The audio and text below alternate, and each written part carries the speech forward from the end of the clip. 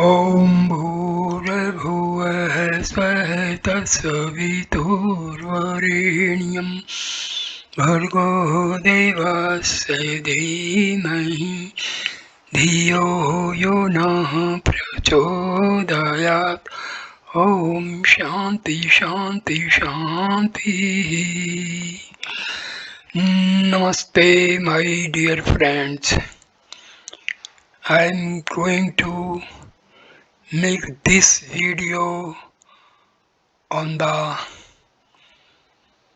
very important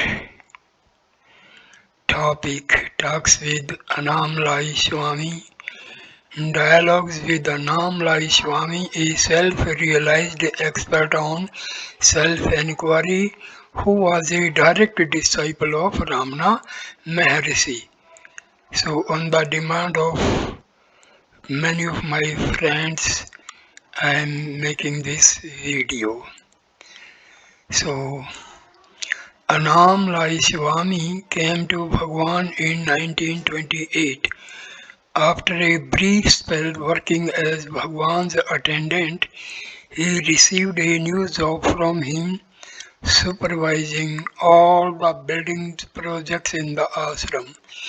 Between 1928 and 1938, working directly under Bhagwan, he supervised the construction of the cowshed, the Ved Pathshala, the dining room, the storeroom, the old office block, now used as the book packing room, the dispensary, and the large revetment on the north side of the ashram.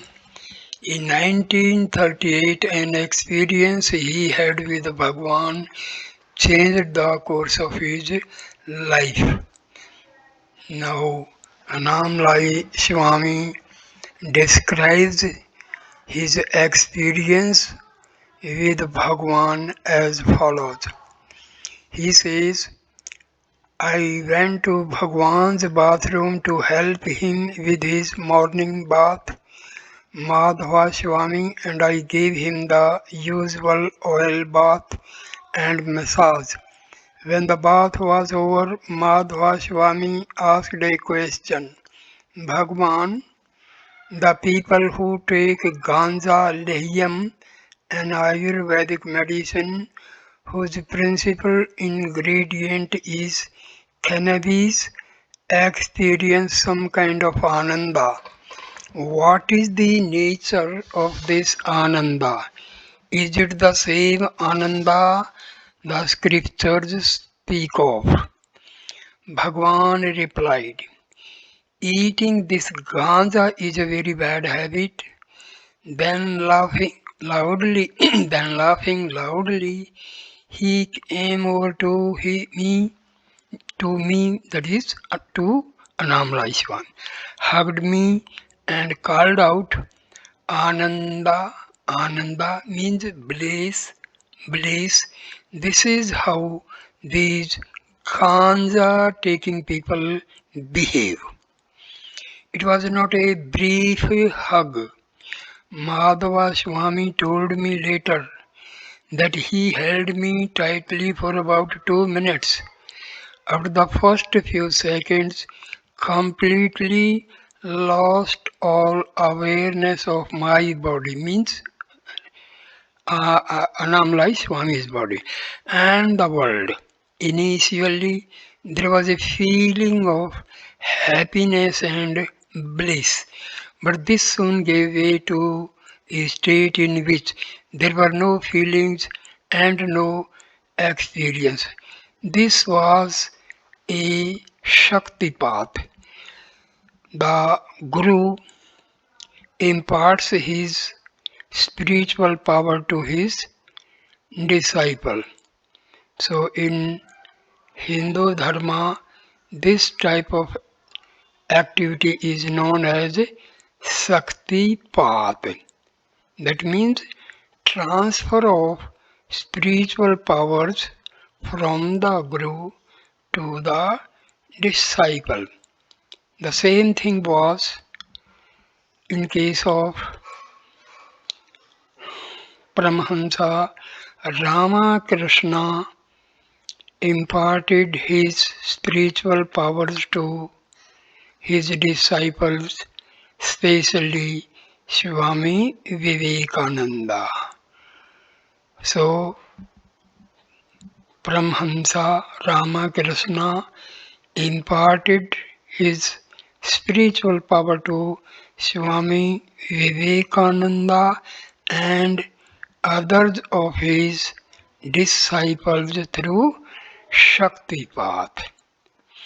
I did not lose consciousness. I just ceased to be aware of anything that was going on around me. I remained in this state for about 15 minutes. When I recovered my usual world consciousness, I was standing alone in the bathroom. Madhava Swami and Bhagwan had long since departed on break for breakfast. I had not seen them open the door and leave, nor had I heard the breakfast bell. This experience completely changed my life. As soon as I recovered normal consciousness, I knew that my working life at Sri Ramanashramam had come to an end. I knew that henceforth I would be living outside the ashram and spending most of my time in meditation. So this was nothing but Shakti path through which Bhagwan Sri Ramana Maharshi imparted his spiritual power to Annamalai Swami. In 1942, following a request from Bhagwan, he came back to the ashram and did one more major construction job, the construction of a dispensary. Though he was not a full-time ashram worker after 1938, he continued to help with minor ashram works whenever Bhagwan asked him to. So Annamalai Swami was a very close disciple of Bhagwan Sri Ramana Maharshi. He was he received special grace from Ramana Bhagwan.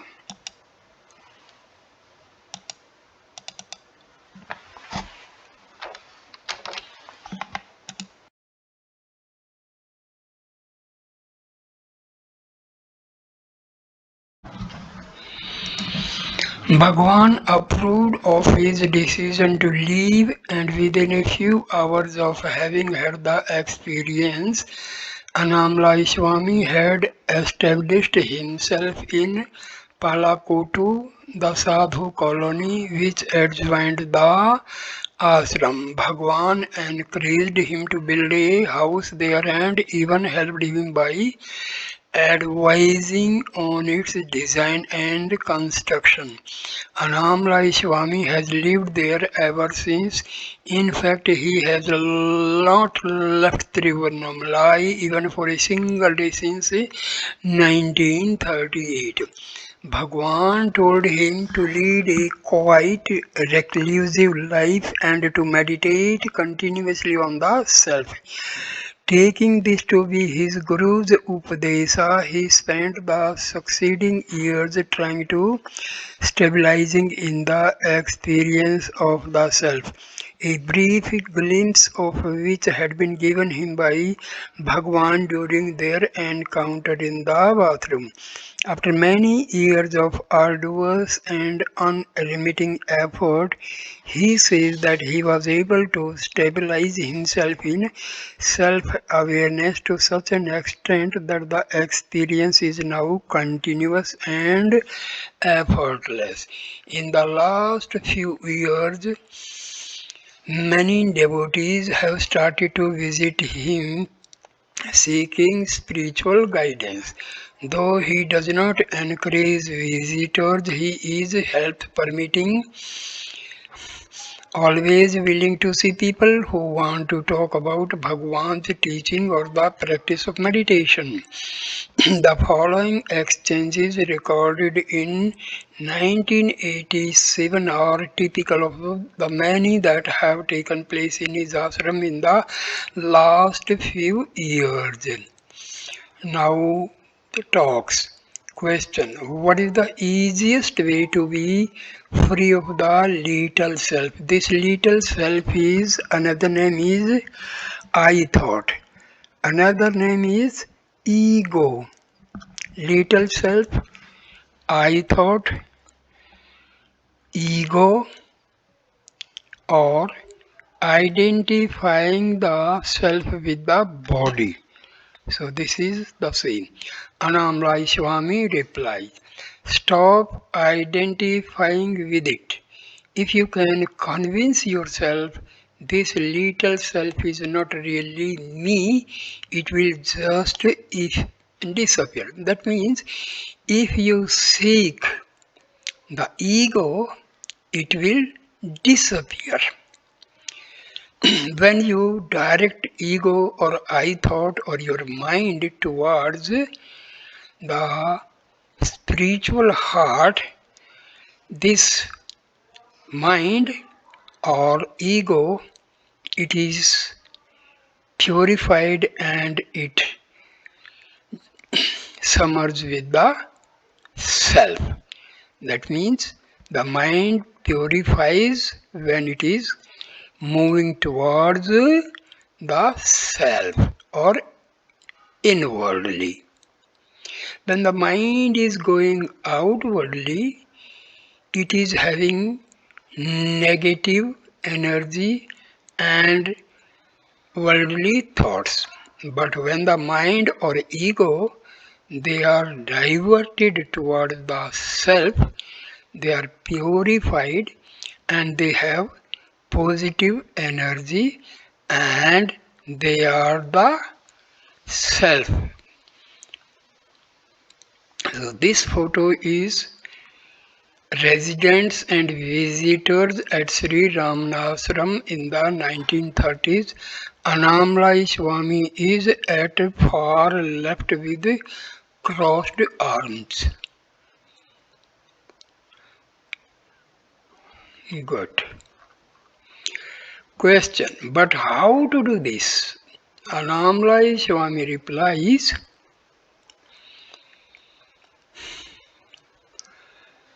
the little self is something which only appears to be real.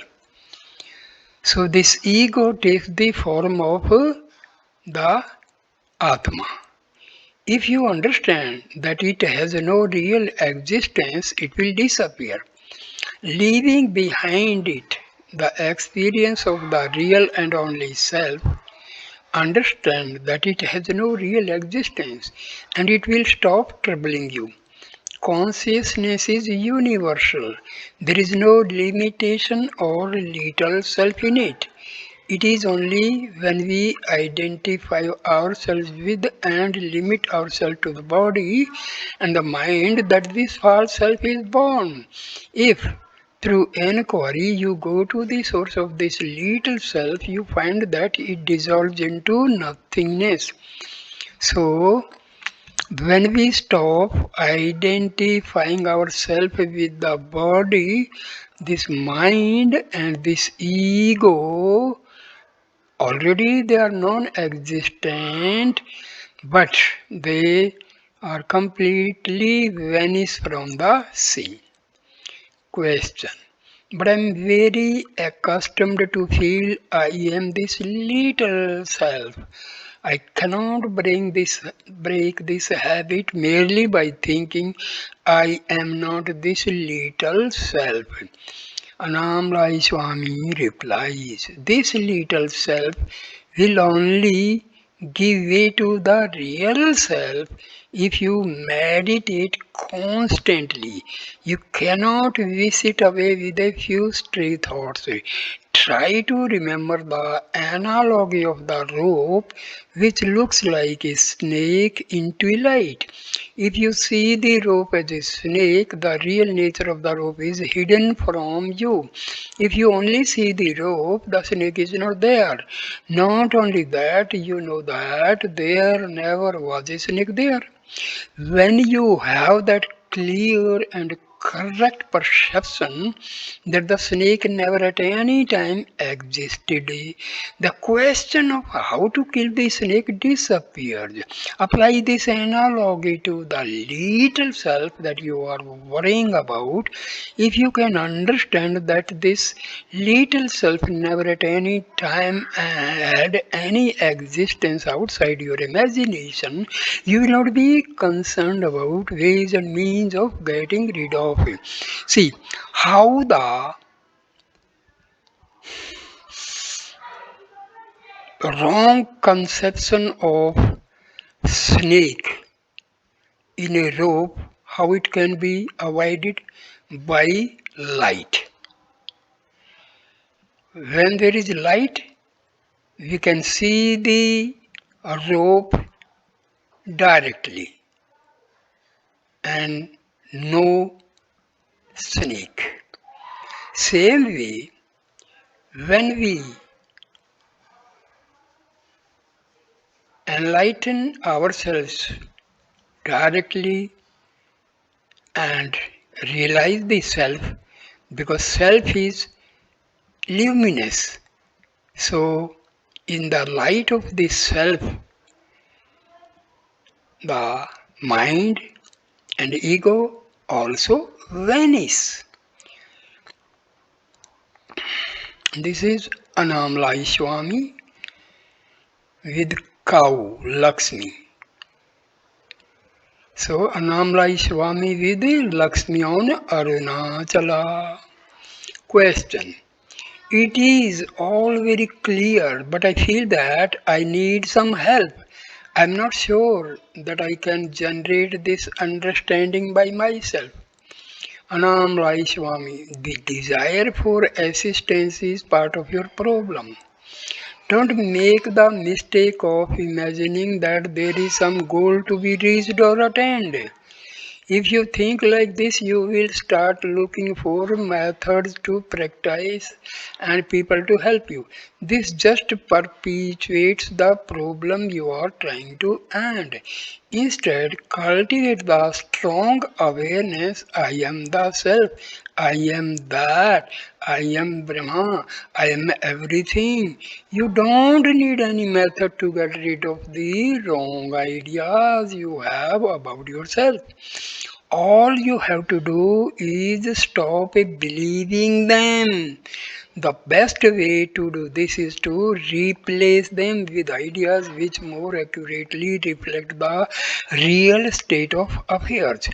If you think and meditate, I am the self, it will do you a lot more good than thinking I am the little self. How can I get rid of this little self? The self is always attained, it is always realized. It is not something that you have to seek, reach, or discover.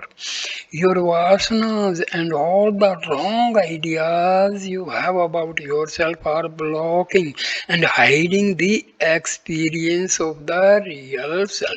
If you don't identify with the wrong ideas, your self nature will not be hidden from you. You said that you needed help. If your desire to gain a proper understanding of your real nature is intense enough, help will automatically come. If you want to generate an awareness of your real nature, you will be immeasurably helped by having contact with a Jnani.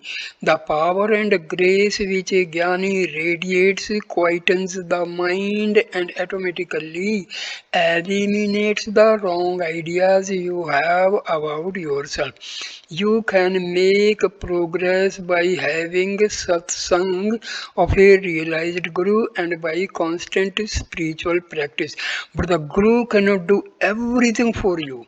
If you want to give up the limiting habits of many lifetimes, you must practice constantly. Most people take the appearance of the snake in the rope to be reality. Acting on their misperceptions, they think of many different ways of killing the snake. But they can never succeed in getting rid of the snake until they first give up the idea that there really is a snake there. People who want to kill or control the mind have the same problem. They imagine that there is a mind which needs to be controlled and then take drastic steps to beat it into submission. If instead they generate the understanding that there is no such thing as mind, all their problems would come to an end. You must generate the conviction: I am the all pervasive consciousness in which all bodies and minds in the world are appearing and disappearing. I am the consciousness which remains unchanged and unaffected by these appearances and disappearances. Stabilize yourself in that conviction. That is all you need to do. Bhagwan sometimes told a story about a man who wanted to bury his shadow in a pit. He dug the pit and stood in such a position that his shadow was on the bottom of it. The man then tried to bury it by covering it with earth. Each time he threw some soil in the hole, the shadow appeared on top of it. Of course, he never succeeded in bringing the shadow. Many people behave like this when they meditate. They take the mind to be real, try to fight it and kill it, and always fail. These fights against the mind are all mental activities which strengthen the mind instead of weakening it. If you want to get rid of the mind, all you have to do is understand that it is not me. Cultivate the awareness: I am the immanent consciousness. When that understanding becomes firm, the non existent mind will not trouble you. So, this is Anamlai Swami and Major Chadwick. Question: I don't think that repeating I am not the mind, I am consciousness will ever convince me that I am not the mind.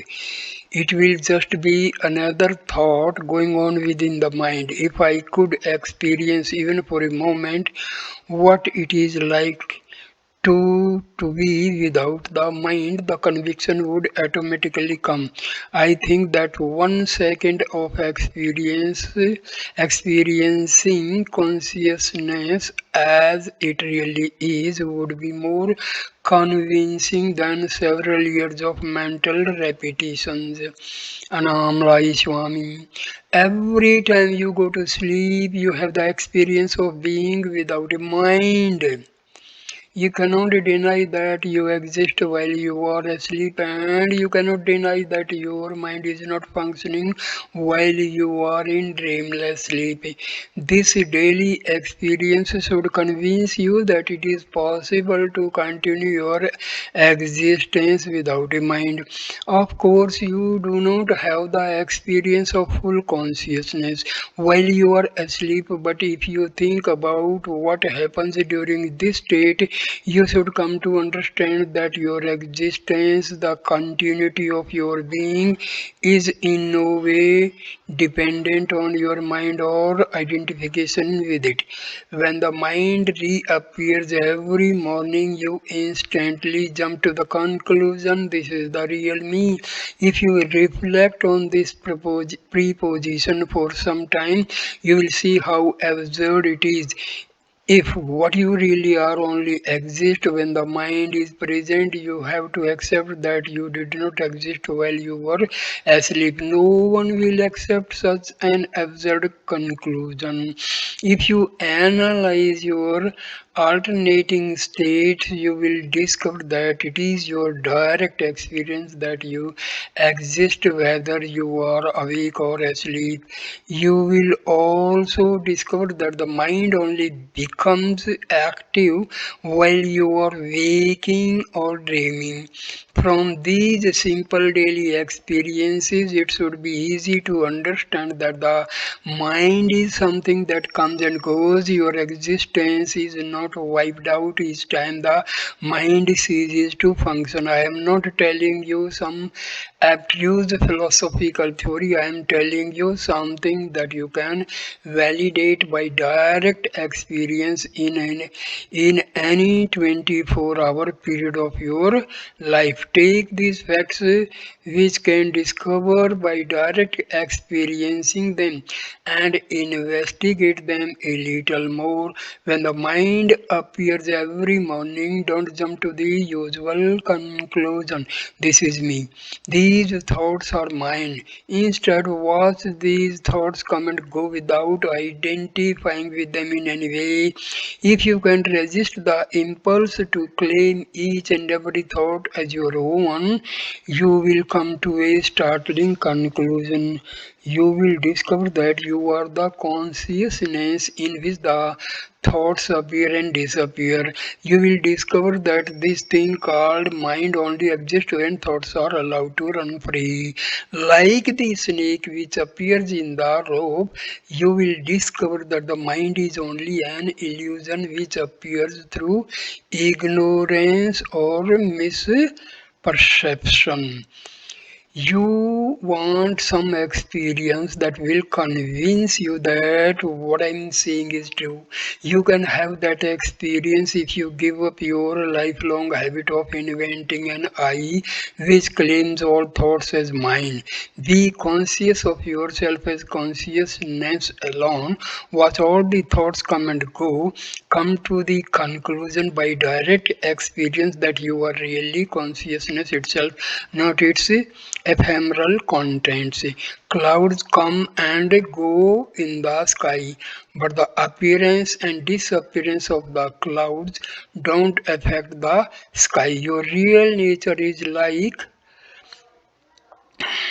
the sky, like space, just remain like the sky and let thought clouds come and go. If you cultivate this attitude of indifference toward the mind, gradually you will detach yourself from it.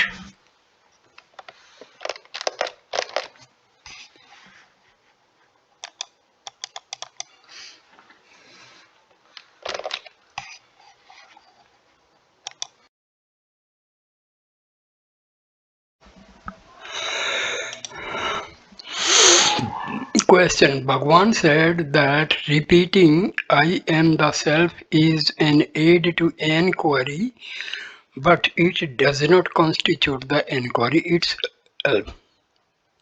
Anamlai Swami. The meditation, I am not the body or the mind, I am the immanent self, is a great aid for as long as one is not able to do self inquiry properly or constantly. Bhagwan said, keeping the mind in the heart is self inquiry. If you cannot do this by asking, who am I, or by taking the I thought back to its source, then meditation on the awareness, I am the all pervasive self is a great aid. Bhagwan often said that we should read and study the Ribhu Gita regularly.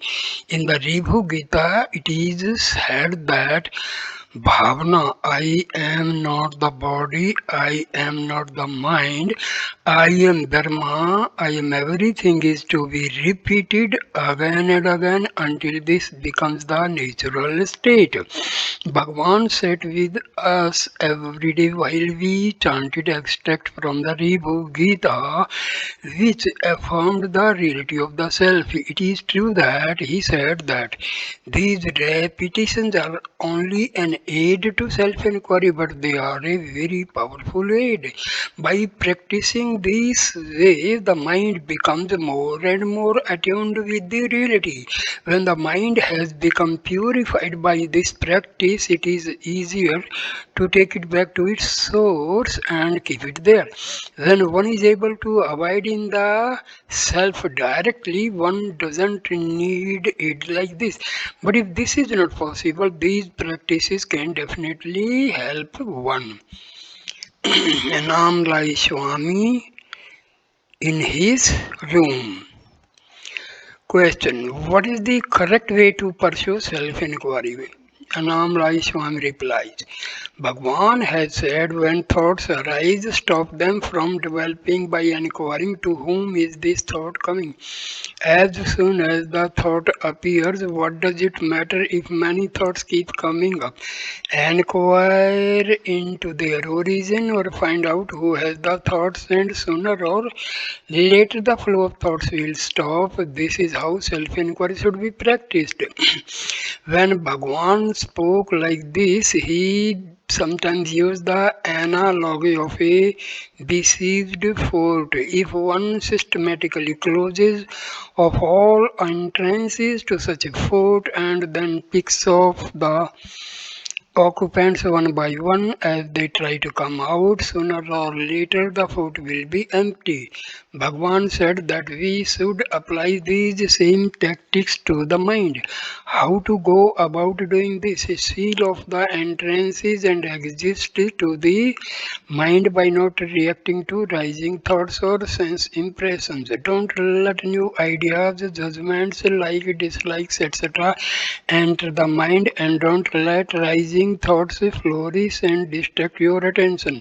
When you have sealed off the mind in this way, challenge each emerging thought as it appears by asking, where have you come from, or who is the person who is having this thought? If you can do this continuously with full attention, new thoughts will appear momentarily and then disappear. If you can maintain the siege for long enough, a time will come when no more thoughts arise, or if they do, they will only be fleeting, undistracting images on the periphery of consciousness. In that thought free state, you will begin to experience yourself as consciousness, not as mind or body. However, if you relax your vigilance even for a few seconds and allow new thoughts to escape and develop unchallenged, the siege will be lifted and the mind will regain some or all of its former strength.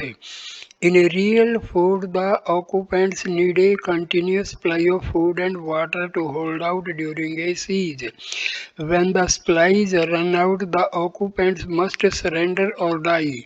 In the fort of the mind, the occupants, which are thoughts, need a thinker to pay attention to them and indulge in them. If the thinker withholds his attention from rising thoughts or challenges, then before they have a chance to develop, the thoughts will all die of starvation. You must challenge them by repeatedly asking, who am I? Who is this person who is having these thoughts? If the challenge is to be effective, you must make it before the rising thought has had a chance to develop into a stream of thoughts.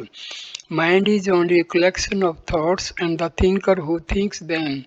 The thinker is the I thought, the primal thought, which rises from the self before all others and say, I am this body. When you have eradicated all thoughts except for the thinker himself by ceaseless inquiry or by refusing to give them any attention, the I thought sinks into the heart and surrenders, leaving behind it only an awareness of consciousness.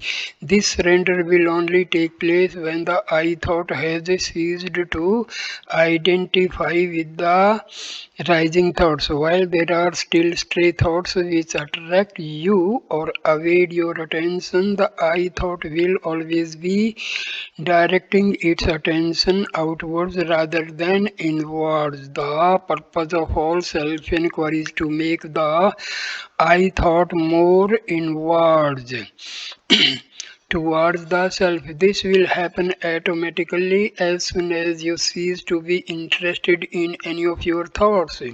Question. Many people find self inquiry very difficult. Even most of Bhagwan's devotees seem to follow a bhakti path. If one cannot do inquiry successfully, should one first purify the mind with the japa?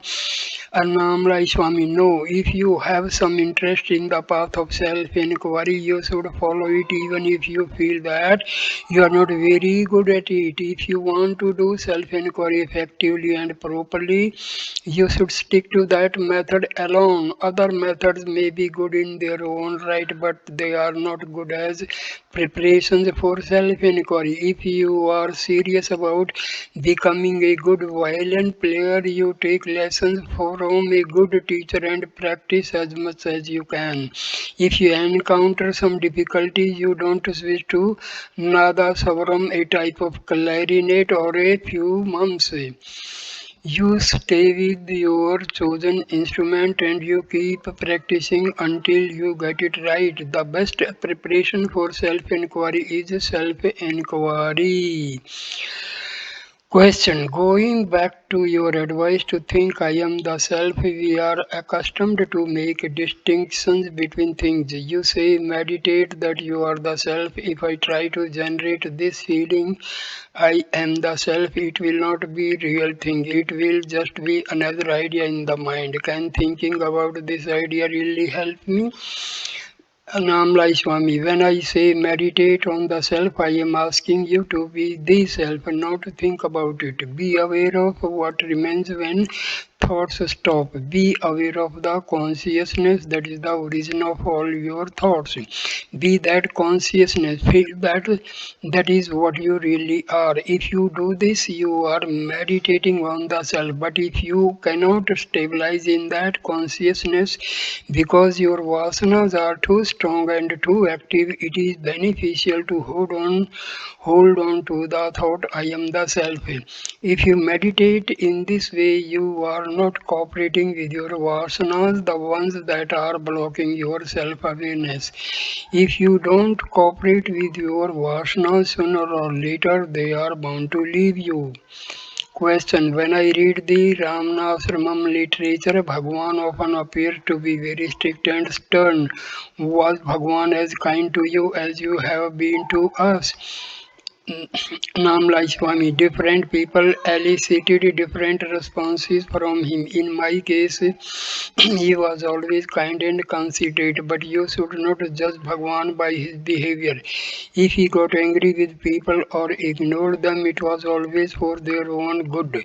He was transmitting grace through his anger as well as through his kindness. Question. Bhagwan's body has gone now. I know intellectually that he is the self and that he is everywhere, but I still sometimes wish that I could have had the good fortune of sitting in his physical presence. I know that the body is ultimately not important, but I would feel so happy and secure if I knew that I could go and talk or just sit with Bhagwan every time I had a problem. Anamrai Swami, everything you see is Bhagwan's body, the guiding presence that you desire is shining through all these forms and animating them. Don't be attached to Bhagwan's form or body. The real Bhagwan is beyond form and beyond death. Though water flows through the mouth of a stone tiger statue, everyone knows that it is not coming from the tiger. We all know that it is coming from the reservoir. Similarly, Bhagwan now speaks through everyone who knows and experiences him as he really is. Anamlai Swami with Bhagwan Ram Nam Hai Rishi. Question. You often say that satsang is important. Can I have a satsang of Bhagwan even though he is now dead? I am asking this because I once had a very powerful experience of his presence while I was in Switzerland. At that time, Bhagwan had been dead for many years. Anamrai Swami says Bhagwan is all at all times and in all places since he is the self and not any particular form. It is of little importance that the body which we took to be Bhagwan is now dead. Radio waves can be received anywhere if you tune yourself to Bhagwan's frequency, which means abiding in the self. You can be aware of him broadcasting his grace wherever you are.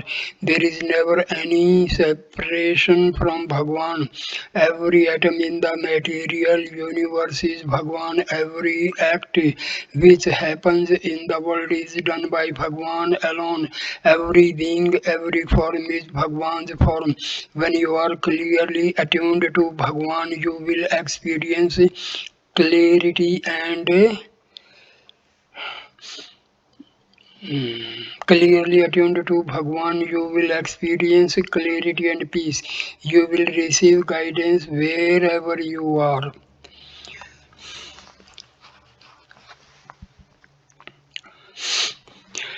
My dear friends, self-inquiry is not that difficult as many people feel that it is very difficult. It's very simple.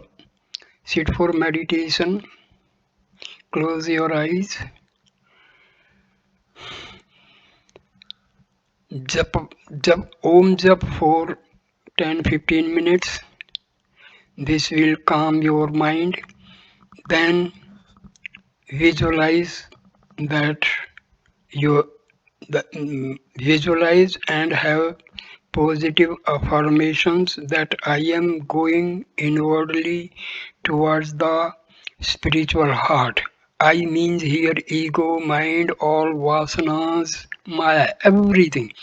So mind and its all modifications, they are in the I. So I am going deeper, deeper, deeper and deeper, slowly, slowly, steadily, steadily, inwardly towards the spiritual heart. Now I am going to enter the spiritual heart. I am at the gate of spiritual heart. Now I have entered the spiritual heart. I see Bhagwan Sri Ramana Maharshi is present in the form of my real self, and I am now merged with the Atma, that is Bhagwan Ramana. So this way your mind, your vasanas, your ego, all maya will be submerged and almost vanishes from the scene. Now your mind is calm and quiet. You are feeling some sort of experiencing bliss.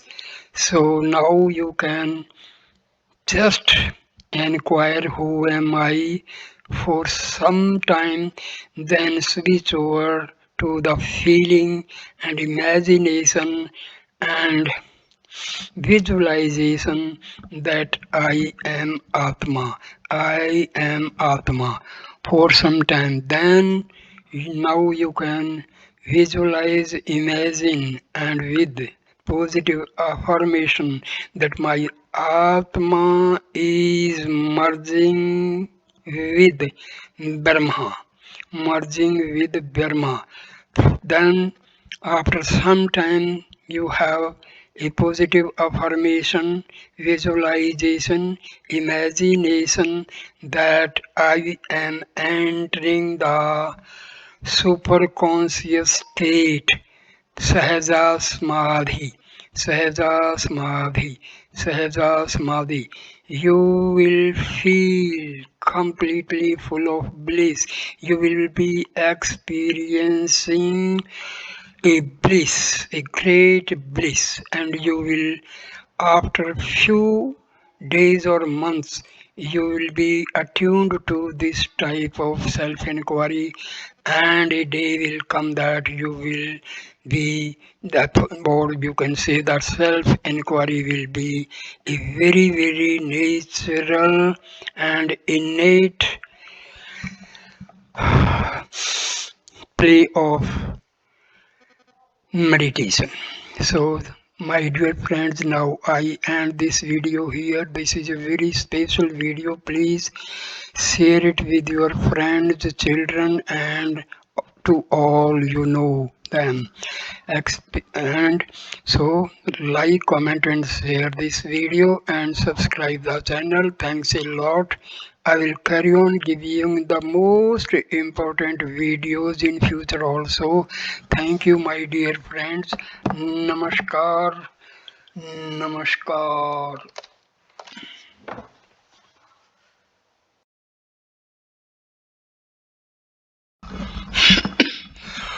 ॐ भूर्भुवः स्वः तत्सवितुर्वरेण्यं भर्गो देवस्य धीमहि धियो यो नः प्रचोदयात् ॐ शान्ति शान्ति शान्तिः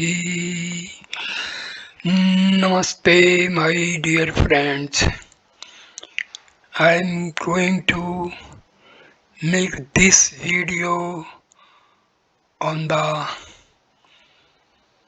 very, very important topic, Talks with Anamlai Swami. Dialogues with Anamlai Swami, a self-realized expert on self-inquiry who was a direct disciple of Ramana Maharishi. So on the demand of many of my friends, I am making this video. So Anam Lai Swami came to Bhagwan in 1928.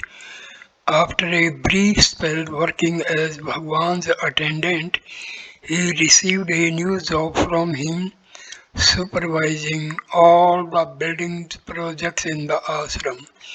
Between 1928 and 1938, working directly under Bhagwan, he supervised the construction of the cowshed, the Ved Pathshala, the dining room, the storeroom, the old office block, now used as the book packing room, the dispensary, and the large revetment on the north side of the ashram. In 1938, an experience he had with Bhagwan changed the course of his life. Now, Anamlai Swami describes his experience with Bhagwan as follows. He says, I went to Bhagwan's bathroom to help him with his morning bath, Madhva Swami, and I gave him the usual oil bath and massage. When the bath was over, Madhva Swami asked a question. Bhagwan, the people who take ganja lehyam, an Ayurvedic medicine whose principal ingredient is cannabis, experience some kind of ananda. What is the nature of this ananda? Is it the same ananda the scriptures speak of? Bhagwan replied, eating this ganja is a very bad habit. Then laughing loudly, he came over to me, that is to Anamlai Swami, hugged me and called out, Ananda, Ananda means bliss, bliss. This is how these ganja taking people behave. It was not a brief hug. Madhava Swami told me later that he held me tightly for about 2 minutes. After the first few seconds, completely lost all awareness of my body. Means Annamalai Swami's body and the world. Initially, there was a feeling of happiness and bliss, but this soon gave way to a state in which there were no feelings and no experience. This was a Shakti path. The Guru imparts his spiritual power to his disciple. So in Hindu Dharma, this type of activity is known as Shakti Path. That means transfer of spiritual powers from the Guru to the disciple. The same thing was in case of Paramahansa Ramakrishna imparted his spiritual powers to his disciples, especially Swami Vivekananda. So, Paramahansa Ramakrishna imparted his spiritual power to Swami Vivekananda and others of his disciples through Shakti path. I did not lose consciousness. I just ceased to be aware of anything that was going on around me. I remained in this state for about 15 minutes. When I recovered my usual world consciousness, I was standing alone in the bathroom. Madhava Swami and Bhagwan had long since departed on break for breakfast. I had not seen them open the door and leave, nor had I heard the breakfast bell. This experience completely changed my life. As soon as I recovered normal consciousness, I knew that my working life at Sri Ramanashramam had come to an end. I knew that henceforth I would be living outside the ashram and spending most of my time in meditation. So this was nothing but Shakti path, through which Bhagwan Sri Ramana Maharshi imparted his spiritual power to Annamalai Swami. In 1942, following a request from Bhagwan, he came back to the ashram and did one more major construction job, the construction of a dispensary. Though he was not a full-time ashram worker after 1938, he continued to help with minor ashram works whenever Bhagwan asked him to. So Annamalai Swami was a very close disciple of Bhagwan Sri Ramana Maharshi. He was he received special grace from Ramana Bhagwan.